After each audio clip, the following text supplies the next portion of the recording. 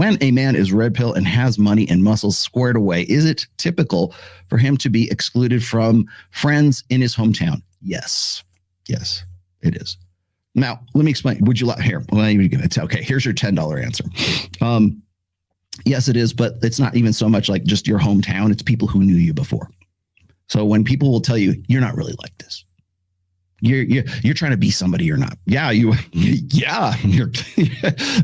say my name. Goddamn right. You're goddamn right. You're goddamn right. I'm trying to be somebody I'm not because who I was wasn't working. And so now I want to get to a buy. God forbid you would actually want to improve yourself so you're not who you used to be and you can become something better than you were. Why is that wrong? We tell women all the effing time, do what's right for you. Whereas for guys, and I'm stealing Rich Cooper's line here, but for guys, we tell them do the right thing. Well, apparently that's being predictable. And I'll explain this. The easy version of this is your friends want predictability. They want to see that you are always consistent so they can predict what your actions were going to be and what you're going to say. And if they need to borrow money, then they know what you're going to do. And if you need to, whatever, they need a consistent, like human beings look for consistency. We look for we're very good at pattern recognition, obviously, but we want to see consistency. We want to see order in the chaos. We want to see that this guy's going to be a predictable thing. And then when that guy becomes unpredictable, that's when we shame him for it. That's when we try to, like for women, it's okay. If you want to go from being like this nice Bible study girl and then you go to college and suddenly you turn into Lena Dunham and you're like this, fuchsia haired feminist, we don't question that. We don't say, oh, you're trying to be somebody that you're not. No, nobody wants to be judgmental. But if a guy decides that he wants to change his life or wants to have he says, what I'm doing isn't working. You will only get what you've gotten if you keep doing what you've done.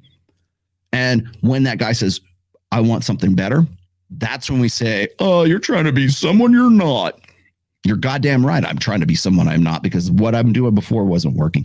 And so what happens is your parents and the people who know you and your family and your friends, they'll say, well, you've changed, man. Like, yeah, good. Yes, I have. Right. I think what's funny is like when we talk about personality changes or when we sort of we internalize the red pill, for lack of a better term, when we become the game, when we start making it our second nature, people resist that. And I've always said, like, don't try to be an evangelist for the red pill. Just you do you, and then live by example. Demonstrate, do not explicate. Right? And sometimes that's hard. People have a hard time with that shift, and they will abandon you and they will ghost you in some cases, and then other cases they might actually come back to you and say, hey, you know what, you're right. I don't get pissed off. People ask me like this all the time. It's like, I've gotten to the point right now. I've been doing this for 21, 22 years now. And after about the 10th year, maybe the 12th year of doing this, and like, I used to be the same way. I would talk to people and I would try to like sort of unplug them and help them. And now I'd say, unplugging guys from the Matrix is dirty work. It's like triage, right? You have to help the ones you can, and then you read last rites to the dying and you move on to the next ones that you can help, right? That's more or less what it is. But that doesn't mean you have to be a dick about it.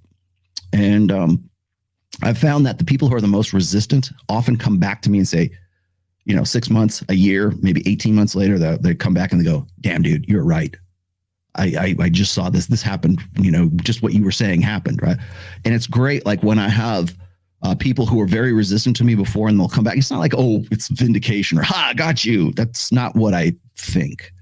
When I have that and that comes back to me, I'm like, I'll be here for you when you're ready for this, because I've had it happen so often that like, I don't get too personally offended when somebody like spits in my eye about the red pill, because later on they'll come back, or they might not, but later on they usually do come back and they'll say, hey man, you're right about this. Sorry I said that, right? You were right about this guy. You were right about this dynamic. You were right about that. That's why it's my joke, like, oh, I hate being right all the time. I really do, because I have to go through that again. And it's uncomfortable for me because the guy's kind of has to come to a point of contrition. And that, that's not me like patting myself on the back. It's just, I know it's going to happen. And so I kind of, when it does in the beginning, I kind of have to just say, don't worry, dude, I'll be here for you when you're ready. That's it. That's the best I can do. And I move on to the next.